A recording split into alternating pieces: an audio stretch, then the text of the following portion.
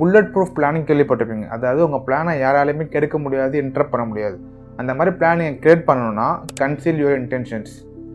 உங்கள் plan success ஆகணுமா, உங்கள் பிளானை சீக்கிரட்டாக வச்சுக்கோங்க. If they don't know what's your next move, they can't stop you. நீங்கள் ஒன்று நினைக்கலாம், நான் ஒன்றும் அவ்வளோ பெரிய ஆள் கிடையாது, எனக்கு போய் யார் கெடுதல் நினைக்க போகிறாங்கன்னு. But trust me, people always go behind your back.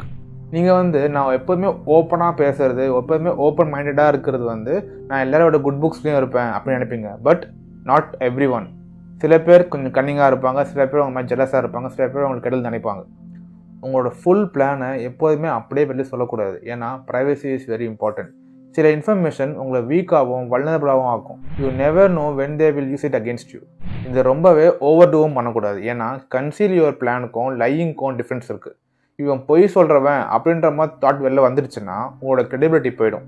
So play settle. Example apple அவங்க ஐஃபோனை கிரியேட் பண்ணுறாங்கன்னு வெளில சொல்லவே இல்லை, ரொம்ப நாளாக சீக்கிரட்டாக வச்சுருந்தாங்க. சடனாக ஆப்பிள் ஐஃபோன் லான்ச் பண்ணோடனே பெரிய பெரிய companies like Nokia, Samsung, BlackBerry, மோட்டோரோலாம் கொஞ்சம் அடி வாங்குச்சு.